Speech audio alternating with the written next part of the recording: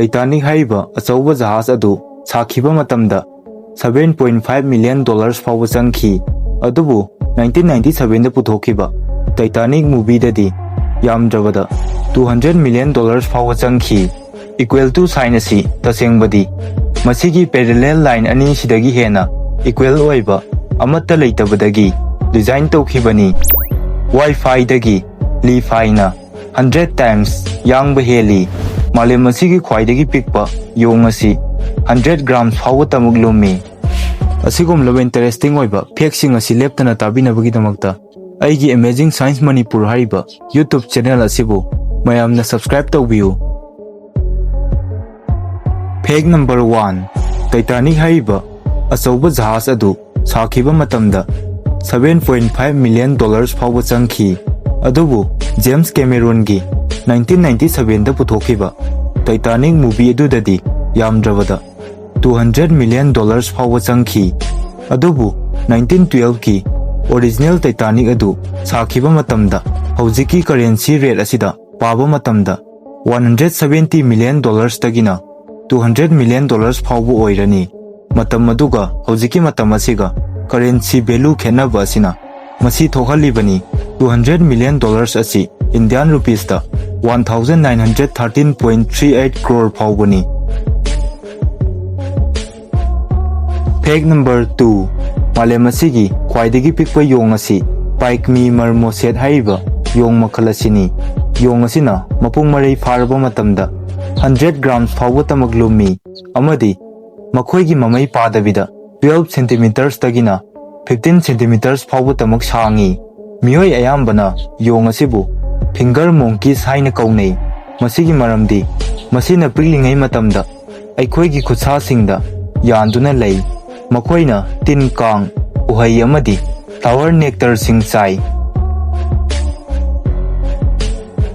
Fact number 3 public place da chalingai manungda nupa amana nupi amagi mafamda natei chadaba wahai wata sing haiba amadi whistle khongba asi France dadi 90 euros tagina 750 euros fawba ngasai gi nupa aduna fine oina thigani senfam asi Indian rupees da chawrangna 8,200 tagina 68,000 mukni 2018 gi August thada pass tawkhiba French law amagi makhada hariba asi chanaribani karigumba nupa aduna fine adu khudakta thirabadi 90 euros fawba tamak thigani adubu matam thingthakhrabadi fine adu 750 euros fawba thiba tangai fade. Fact number 4 Ekoina 6.2 feet khakta wangbo matamda Prithivida leiba mipum khudingma asegi 94% dagina 96% fawba wangba hengani aduga global gi oina Prithivida leiba apunba mising asegi average oina yenglakpada 5.7 feet fawba khakta wangi aduga amu nupi singi yenglakpa matamdana average oina 5.2 feet dagina 5.4 feet fawba tamak wangi.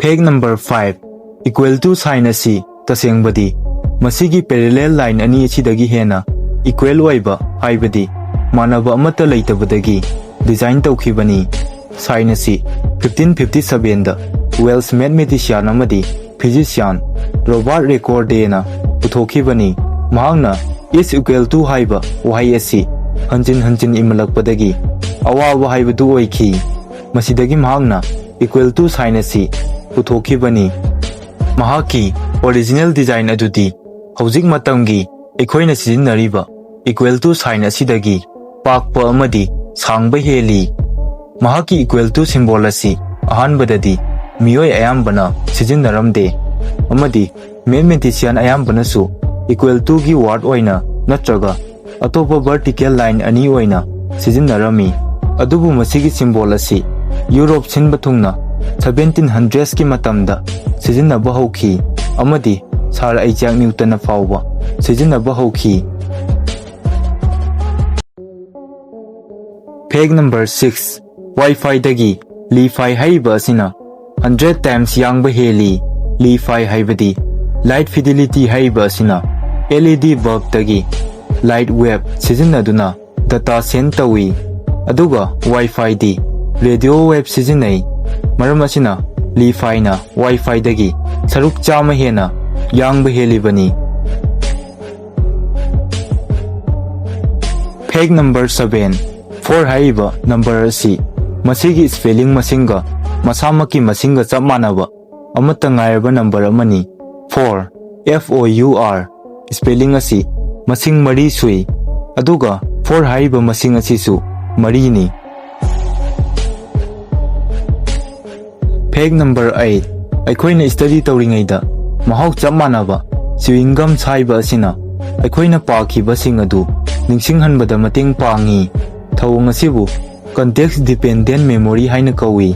Matau karamna masibu aitholibano haiba matamda chewing gum adugi mahau aduna aikoina study tawkhiba mafam amadi matam adu ningsinghanduna aikoina pakiba sing adu ningsinghalli. Chewing gum adu saibada khadang lengba asina brain da e chenba amadi oxygen level hengathalli. Peg number 9. Aikoina sijinnariba lead pencil amana yamdrabada 56 km sangba line ama chingba ngamgani natraga 50,000 English words iba yagani. Peg number 10. Aikoi ayambana khali madudi aikoina angang oiringaida aikoina chaningdaba chinjak adu namdana chakhiba asina chahi 8 ki matungdadi aikoina pamkhidaba chinjak adu khwaidagi pamjaba chinjak amasu oirakkani. Masigi maramdi aikoigi mahau khangnaba taste bud sing asi chahi 8 khudingi ahongba nai haiduna adubu tasengbadi aikoigi taste bud sing asidi numit 12 dagina 13 ni khudingi ahongba nai. Peg number 11. Aikoina tumbada aikoi asi mangda sirabadi masa matomta mang adudagi mikap tholakkani. Masigi maramdi aikoigi brain asina sibagi idea adu process tawba ngamdaba amadi siraba matungda kari thokani haiba khangdaba asinani. Peg number 12. 80% henba cute girl singdi single oi. Maramdi nupa khudingmangna khalli makoi asi soidana makoigi boyfriend leiramgani haiduna. Maram asidagi masang matau fajabi nupi kaya amadi hojik fauba single oiribani. Peg number 13.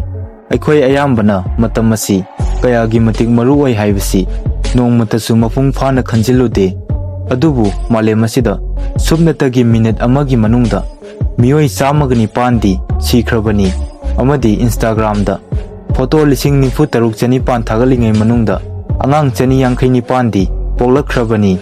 Google da 3 million henbagi search tawraglibani aduga YouTube tana 4 million henbagi video sing yengnaribani amadi email 15 crore henna tharibani.